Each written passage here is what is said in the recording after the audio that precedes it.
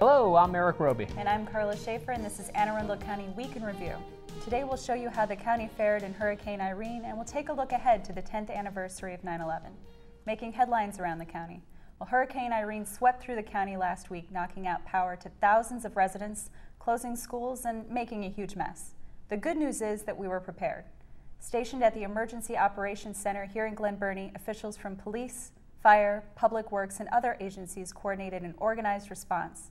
At one point, more than 100,000 homes had no power, and almost 200 roads were closed due to downed trees, power lines, and flooding. Some people were without power for as long as a week. In addition to deploying crews to clear downed trees and open roads, the county also provided resources to citizens who needed water or just a place to take a shower. Our 2 swim centers in Glen Burnie and Annapolis served as locations for showers, and 3 locations were designated for citizens to get clean drinking water. County Executive Leopold said of the response, "All of our employees and volunteers worked hard to provide timely information and resources to citizens who needed it during this tremendous storm. I want to thank those who spent time helping others when they surely wanted to be home with their families." The cleanup continues, but there were no major injuries reported as a result of the storm. That means that people listened to the warnings from the experts and prepared well. Well, it's amazing to see how a community pulls together to tackle a big storm like a Category 2 hurricane. County Executive Leopold heard so many stories about individuals who went out of their way to help others. He decided to show gratitude to these hurricane heroes by highlighting their service. One man went door to door in his neighborhood in Annapolis and pumped out water from flooded basements. And a high school student joined his mother to staff the Emergency Operations Center on a 24-hour shift. County Executive Leopold said of the hurricane heroes, "If it wasn't for these outstanding individuals, the force of the storm would have caused more hardship. It is gratifying to see people take action when their neighbors need help." If you'd like to nominate a hurricane hero, send an email with your story and contact information to County Executive John Leopold. His address is jleopold, Leopold, @aacounty.org. This week, the Anne Arundel County Fire Department responded to 2,410 calls for service. This included more than 1,098 emergency medical calls and 537 fire calls. The ground shook and then the sky opened, creating an unprecedented week for the residents of Anne Arundel County. With me now to tell us more about some of the calls our first responders handled is Division Chief Michael Cox of the Anne Arundel County Fire Department. Chief? Thanks, Karla. This most definitely was a week for the history books in Anne Arundel County. We began the week with an earthquake on Tuesday, August 23, 2011. This prompted numerous emergency responses in the hours that followed to answer alarm soundings, provide medical assistance, and check numerous structures. Many buildings in the county, as well as Annapolis City, suffered minor structural damage as a result. And just when we thought things were getting back to normal, forecasters predicted that we would suffer a close call with an approaching hurricane. Planning for the arrival of a Hurricane Irene began on Wednesday, August 24, 2011. Fire department facilities, buildings, and apparatus were prepared for the Category 1 hurricane, and daily operational briefings were held to monitor the storm's current path.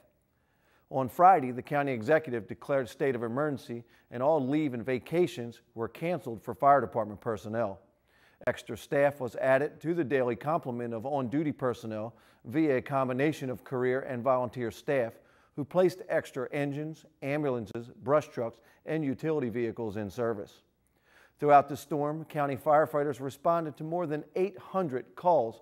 Many of these were for trees into structures, wires down, flooded basements, and medical emergencies.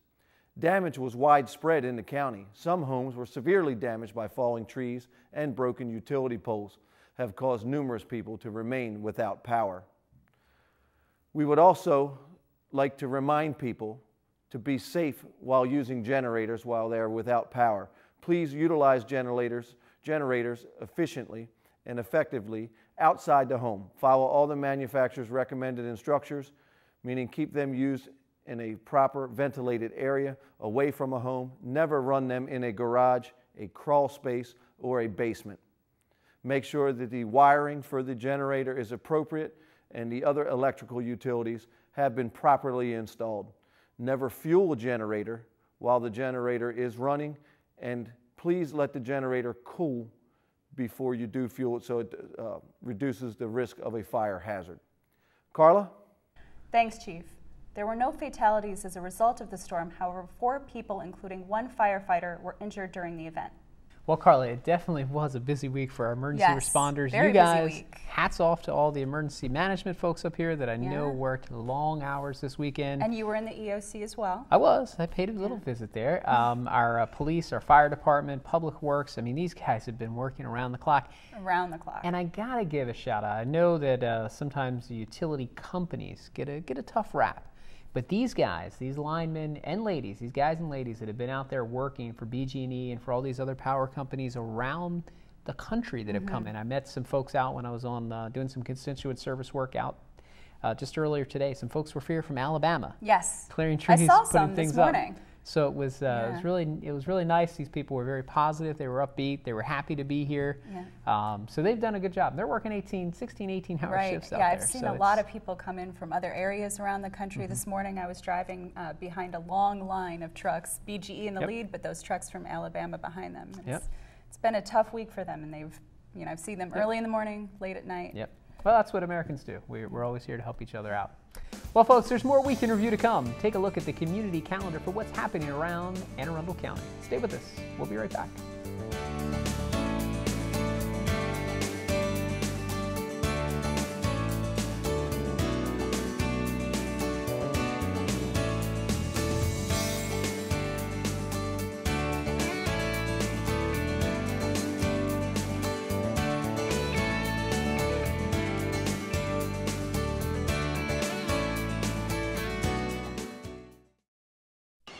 Daddy, why is the sky blue? Well, to match your pretty eyes. Nope, not even close. See, all colors have wavelengths that are diffused by oxygen and nitrogen. Since blue is the shortest wavelength, it's diffused up to 10 times more. Who taught you that? Mommy? By age 12, too many girls lose interest in math and science and their chance at future jobs. Keep her interest alive. Know why mathematics is the basis of life as we know it? You tell me. It's her future. Do the math. Welcome back. Well, it was certainly no Isabel, but Irene still packed a punch. We have more on the response in this week's Community Spotlight, where Jody Letty talked to workers from Water Utilities Public Works Unit who were dispensing free drinking water in Annapolis. Jody. Hi, I'm Jody Letty, and I'm here at Riva Road Heritage Office Complex with some DPW guys that are providing water to residents in the post-Irene storm aftermath. So I've got Brian. And Brian, where do you normally work on a daily basis? Just throughout the county doing flushing and water, fire hydrant maintenance. Okay. And Lewis, what do you do on a daily basis? Same as Brian. We've got a Millersville. Okay, so are you two on the same crew normally? Yes, we are. Okay, good. How long have you worked for the county? I've been here 31 years. Oh, wow, congratulations. And you, Brian? 11 years. Okay, cool.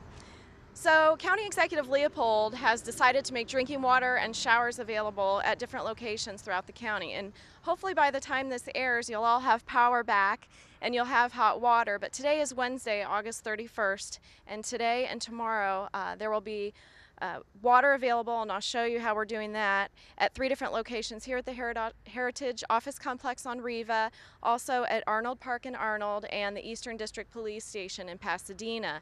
Also, showers are being made available at the Arundel Olympic Swim Center, which is right here on Riva Road behind me, and the North Arundel Aquatic Center in Glen Burnie. Again, hopefully now that you're seeing this, you all have your power back on. But as of this taping, there are still about 30,000 residents in Maryland without power.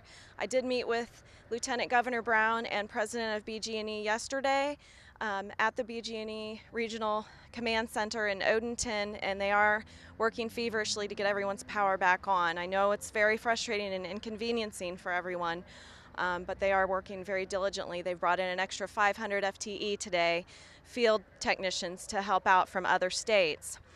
Let's walk over and you can tell us about the process. If people want to come and get drinking water, it's, I guess, open 12 to noon to 7 p.m. today.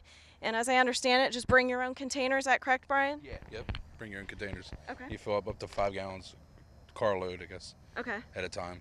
Okay. For busy. And how many people have you had come today? So far we had about 1. Okay. So we just had 1 person that came to get water today, but hopefully you'll get some more people, or maybe nobody needs any. That would be even better. And exactly where does this water come from? Comes from the water distribution system. We got it ran from a fire hydrant. It's clean water source to this manifold thing here for people to fill up their containers. Okay. So it comes from a fire hydrant, which is the same clean water Lewis was explaining to me that you normally have out of your sink and your bathtub and your brush your teeth with and everything else at home. So since we don't have anybody here getting water right now, why don't you guys tell me about your storm stories? Did you have anything happen to your yard or anything like that, Lewis? I just had a few tree branches fall, and that was pretty much it, you know. Could you pick them up, or did you have to cut them up? I'd pick them up. You just pick them up. They were small branches. Okay. Well, we've got a tree in our backyard that we need to locate a chainsaw to cut it up because it's still there and it's on our fence. So, how about you, Brian? Were you out of power? We lost power until Monday night at 2 o'clock. Saturday night to Monday night? Yeah, Saturday night to Monday night. But we, for the most part, it was not much debris around too much. Okay. And you said you live in Glen Burnie? Yeah, Glen Burnie, yep. And Lewis, you live in? Severn. Okay. And you didn't lose power at all? No, I didn't lose it. I didn't lose any power at all. Okay, you're talking to 3 lucky ones because we lost power at my house for about 20 seconds. But I can tell you, in Community and Constituent Services, Mr. Leopold's office, we're getting a lot of calls from a lot of people who are suffering and being inconvenienced. So I'm sorry about that. The county's doing everything that we can, and I believe that BG&E is doing everything they can to get power back on. And hopefully, this will be the last of our natural disasters for this year, hopefully for this decade, right, guys? Yeah. Well, we really thank you for being here. It is a beautiful day, a little warm, but kind of a beautiful day to stand outside all day and help out the residents who do not have water. So thank you all for hanging in there through the storms and the earthquake and everything else. And back to you in the studio, Erik. Thanks, Jody. With no power at most of the schools, that meant no class for a lot of kids out there. Well, this just in, folks. Jody has a special guest to give us the scoop from a kid's perspective. So I'm going to go ahead and send it back out to you, Jody. Hi, I'm Jody Letty, and today I've got a young man here with me. And say your name, please. Cameron Rigel. And what school do you attend? Eastport Elementary. And why are you not in school today? Today is a Wednesday. Hurricane Irene. Irene, right. So I thought I'd talk with Cameron a little bit about the natural disasters that have happened in his first week of school. What grade are you in this year? 4th. Okay. And how did the earthquake affect you at school? Well, we got out 5 minutes early, but that didn't really affect me because I'm in the after-school program, so I would have stayed for about 3 more hours. Okay. I think. What did you feel? Well, basically what I felt was 3 huge bumps, and then it was perfectly still. And then what did the teachers do? They took all of us outside, and they agreed that that was an earthquake, and all the parents came to pick us up. Okay. Were you worried? Yes. Did you like getting out of school early? Yes. Okay, now this week, what day was the hurricane? Do you remember? Was it Sunday? Saturday night into Sunday. And how did that affect your house? Well, the power went out for a few seconds, but then we got it back on. We still had water, and basically we didn't really get any damage. But what I got at my house was just a really big rainstorm. Nothing serious. Good. Were you worried about that? Actually, after I knew that all we were getting was a rainstorm, I felt much better, and I felt okay. Okay. Good. So did you have any stuff in your yard that needed to be cleaned up or anything like that? Yes. What? My trampoline. Your trampoline? Yes. Okay. Is it okay? Oh, yeah. Okay. Good. So let's see. Today is Wednesday. Have you had school at all this week? No. At Eastport Elementary, you've been out all week? Yes. Are you going back tomorrow? Maybe. Maybe? Do you want to go back tomorrow? No. No? What about 4th grade? Skip it. No, you're going to love 4th grade. Get to see all your friends and everything, right? Yes. You playing any sports this year?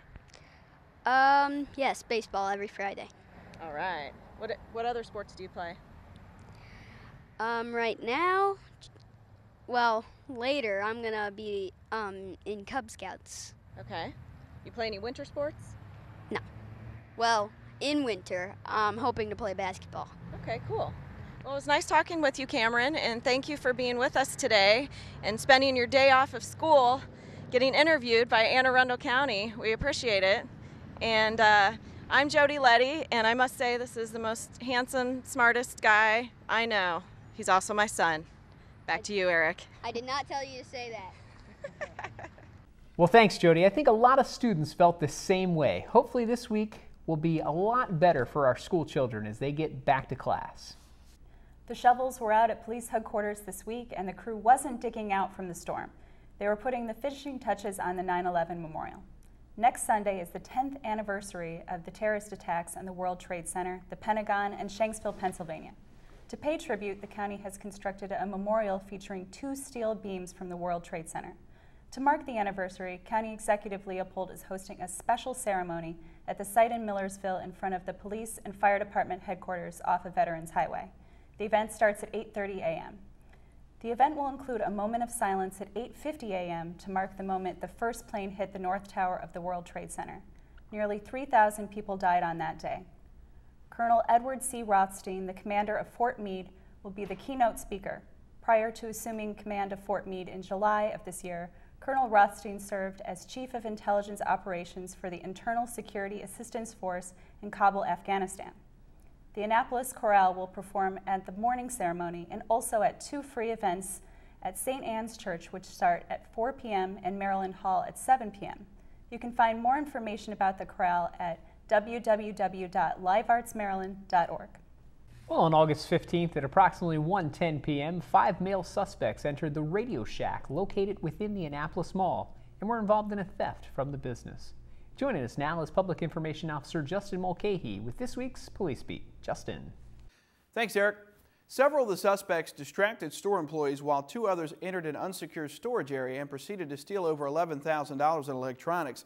The males then exited the store without incident. Radio Shack employees did not discover the theft until several days later. Shown on your screen are still photos obtained from the Radio Shack surveillance video taken during the incident.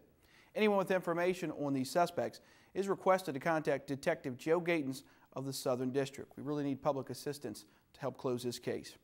We're going to move on to our second incident. That one took place on August 28th during Hurricane Irene. That's when it was raining heavily throughout Anne Arundel County and there were several power outages reported. Just after midnight at about 12:27 in the morning, officers from the Western District responded to an alarm call. Now, this was at the cigarette depot located in the 7800 block of Park West Drive in Glen Burnie. Officers arrived on scene, discovered a glass door leading to the business had been broken, along with a large glass window. Now, officers observed a suspicious vehicle drive onto the shopping center parking lot. The operator of that vehicle noticed officers, immediately made a U-turn, left the lot on the Park West Drive, before turning into the parking lot of a nearby Shell gas station. At the same time, officers saw a second individual. This was a male subject seen running from the Park West car wash located on Park West Drive. That individual entered the passenger side door of the aforementioned vehicle being operated by the second individual on the Shell station lot. The vehicle then sped out of the Shell lot onto Quarterfield Road without properly using a turn signal. As a result, officers conducted a traffic stop on that vehicle at the intersection of Donaldson Avenue and Walnut Grove. The subject sitting in the front passenger seat was suffering from lacerations to his hand and was identified as the individual seen running from the car wash moments earlier. Further investigation by officers confirmed that the suspect in the passenger seat made a forced entry earlier into the cigarette depot, where he proceeded to take several cartons of cigarettes prior to fleeing the business on foot towards the car wash. The passenger was transported to Baltimore-Washington Medical Center for treatment of minor injuries. He was later released and transported to the Western District Station and charged with second-degree burglary. Now, the driver was also placed under arrest and transported to Western, where he was charged with second-degree burglary and driving without a license. Your suspects are Jonathan Neal Larimore, age 18, of 7959 Telegraph Road. He was the passenger. Suspect number 2, the driver, was Shane Thomas Wormuth, age 18, of 7959 Telegraph Road, also in Severn, Maryland. Now, folks, if you have any information on any crimes or suspects that we mentioned on the show, don't hesitate to call, email, or text your tip to Metro Crime Stoppers. The hotline's available 24 hours a day, toll-free at 1-866-7-LOCK-UP. Your second option, text message MCS plus your message to crimes at 274-637, or visit the website. That's at www.metrocrimestoppers.net. Remember, as always, calls are not recorded and callers remain anonymous. You may be eligible for a cash reward of up to $2,000. Back to you, Erik. Thanks, Justin. Take a close look at that surveillance video. Hopefully you will recognize the suspect and you can provide information that will help lead to an arrest. Mary Felter joins us now with Mary Chaput to talk about caregiver support groups. Mary? Thank you. This week I'm welcoming back Mary Chaput, who's the director of our National Family Caregiver Support Program as well as the Respite Program. I wanted her to talk to us about the new caregiver support groups that are coming up in September. Welcome to the program. Thank you, Mary.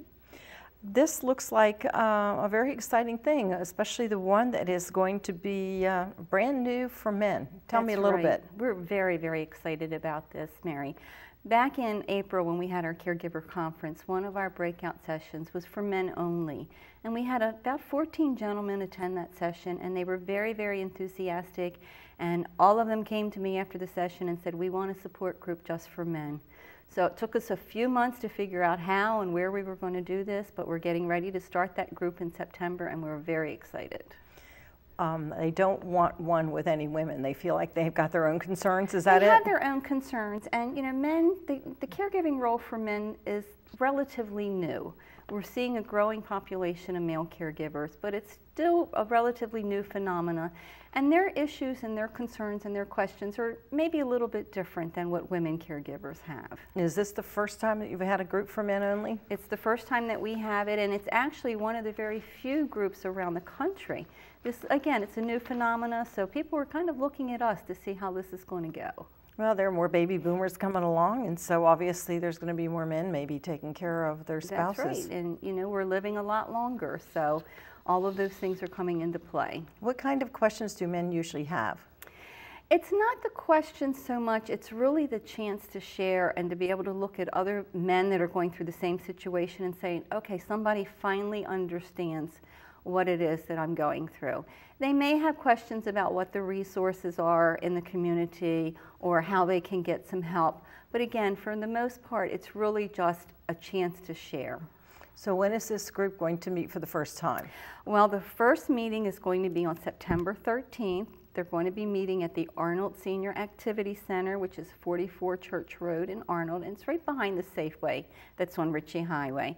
And they're going to be meeting from 6:30 to 8 p.m. in the evening. So hopefully those that are still working will have a chance to also join the group. And the meetings are free, correct? They're free, and they're going to be held monthly. If they got any questions, is there a number that they can call for information? They sure can. They can call us at 410-222-4464, extension 3043. I understand you also have a support group that meets here in Annapolis. That's right. We've had this support group going on for many, many years, and some of our folks have been coming to the group for many years. And if there's any males in that group, they can also attend both of the support group sessions. But that group is held in the afternoon, so we hold that on the third Tuesday of each month, and it's held from 1 to 2:30 p.m. And it's the Department of Aging office, so that's 2666 Riva Road and Suite 400. So they just need to come up to the 4th floor. And now you also have a third group that's going to meet, and that's going to be up in northern Anne Arundel County. And that's right. New. That's right. We know we needed to meet the needs of those that live in the northern and western part of the county. And for some of them, transportation was difficult to get down to the Annapolis group, or they just didn't want to, drive that far. That's quite a distance for some folks. So we decided to start a group there, and that group's going to be starting.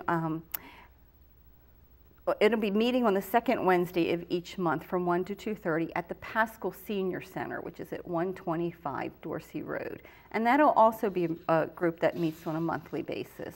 Do you have speakers at these events, or is it pretty much open, or how does it operate? We don't have speakers. There's no planned topics at these events. Now, Mary Fridley, who is a registered nurse, she's a board certified in geriatrics, and she is also the founder of Gero Resources. So many of our caregivers are familiar with Mary.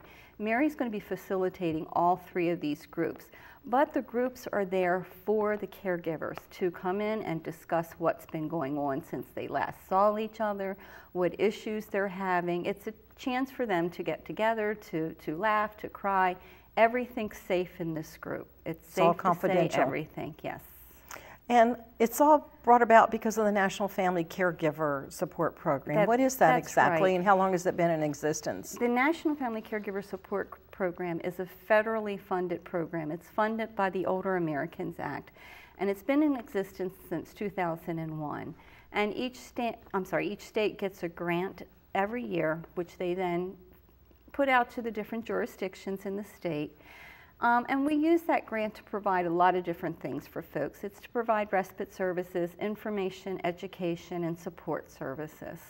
So I'm going to give the phone number again and the website. And the phone number is 222-4464, extension 3043.